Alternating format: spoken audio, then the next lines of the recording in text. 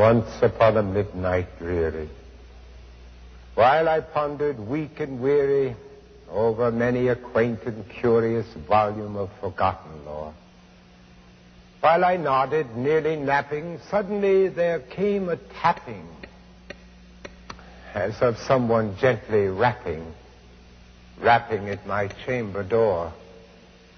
"'Tis some visitor," I muttered, "tapping at my chamber door, only this and nothing more."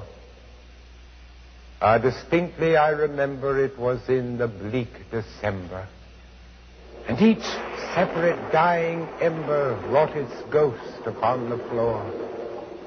Eagerly I wished the morrow, vainly I had sought to borrow from my book surcease of sorrow, sorrow for the lost Lenore, for the rare and radiant maiden whom the angels call Lenore, nameless here forevermore. And the silken, sad, uncertain rustling of each purple curtain thrilled me, filled me with fantastic terrors never felt before, so that now, to still the beating of my heart, I stood repeating, "'Tis some visitor entreating entrance at my chamber door. Some late visitor entreating entrance at my chamber door. This it is, and nothing more." Presently my soul grew stronger, hesitating then no longer. "Sir," I said, "or madam, surely your forgiveness I implore. But the fact is I was napping, and so gently you came rapping, and so faintly you came tapping at my chamber door, that I scarce was sure I heard you." Here I opened wide the door. Darkness there, and nothing more. Deep into that darkness peering, long I stood there, wondering, fearing, doubting, dreaming dreams no mortal ever dared to dream before. But the silence was unbroken, and the stillness gave no token, and the only word there spoken was the whispered word, "Lenore." And I whispered back, and an echo murmured back, "Lenore." Merely this, and nothing more. Back into the chamber turning, all my soul within me burning. Soon again I heard a tapping, something louder than before. "Surely," said I, "surely that is something at my window lattice. Let me see what then thereat is, and this mystery explore. Let my heart be still a minute, and this mystery explore."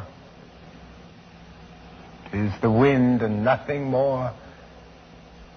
Open here I flung the shutter, when with many a flirt and flutter in there stepped a stately raven of the saintly days of yore. Not the least obeisance made he, not a minute stopped or stayed he, but with mien of lord or lady perched above my chamber door, perched upon a bust of Pallas just above my chamber door, perched and sat, and nothing more. Then this ebony bird beguiling my sad fancy into smiling, by the stern and grave decorum of the countenance it wore. "Though thy crest be shorn and shaven, thou," I said, "art sure no craven, ghastly, grim, and ancient raven, wandering from the night's Plutonian shore. Tell me what thy lordly name is on the night's Plutonian shore." Quoth the raven, "Nevermore." Much I marveled this ungainly fowl to hear discourse so plainly, though its answer little meaning, little relevancy bore. For we cannot help agreeing that no living human being ever yet was blessed with seeing bird above his chamber door, bird or beast, upon the sculptured bust above his chamber door, with such a name as Nevermore. But the raven, sitting lonely on his placid bust, spoke only that one word, as if his soul in that one word he did outpour. Nothing farther than he uttered, not a feather than he fluttered, till I scarcely more than muttered, other friends have flown before. On the morrow he will leave me as my hopes have flown before. Quoth the raven, nevermore.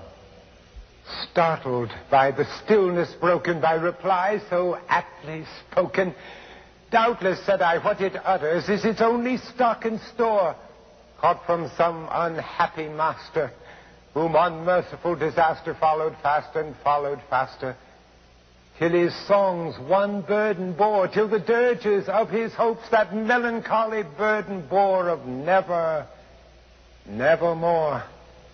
But the raven, still beguiling all my sad soul into smiling, straight I wheeled a cushioned seat in front of bird and bust and door.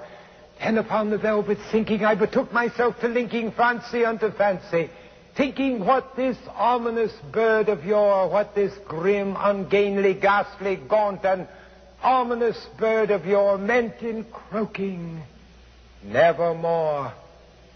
Thus I sat engaged in guessing, but no syllable expressing to the fowl, whose fiery eyes now burned into my bosom's core. This and more I sat divining, with my head at ease, reclining on the cushion's velvet lining that the lamplight gloated o'er, but whose velvet violet lining with the lamplight gloating o'er she shall press, nevermore. Then methought the air grew denser, perfumed from an unseen censer, swung by seraphim whose footfalls tinkled on the tufted floor. Wretch, I cried, thy God hath lent thee, by these angels he hath sent thee respite and nepenthe from the memories of Lenore. Quaff, oh quaff this kind nepenthe, and forget this lost Lenore. Quoth the raven, nevermore. Prophet, said I, thing of evil, prophet still, if bird or devil, whether tempter sent or whether tempest tossed thee here ashore, desolate yet all undaunted, on this desert land enchanted, on this home by horror haunted, tell me, I implore, is there balm in Gilead? Tell me, I implore. Quoth the raven, nevermore. Prophet, said I, thing of evil, prophet still, if bird or devil, by that heaven that bends above us, by that God we both adore, tell this soul with sorrow laden, if within the distant Aden it shall clasp a sainted maiden, whom the angels name Lenore, clasp a rare and radiant maiden, whom the angels name Lenore. Quoth the raven, nevermore. Be that word our sign of parting, bird or fiend, I shrieked upstarting, get thee back into the tempest and the night's Plutonian shore. Leave no black plume as a token of that lie thy soul hath spoken. Leave my loneliness unbroken. Quit the bust above my door. Take thy beak from out my heart, and take thy form from off my door. Quoth the raven, nevermore. And the raven, never flitting, still is sitting on the pallid bust of Pallas just above my chamber door. And his eyes have all the seeming of a demon's that is dreaming, and the lamplight o'er him streaming throws his shadow on the floor. And my soul from out that shadow that lies floating on the floor shall be lifted nevermore.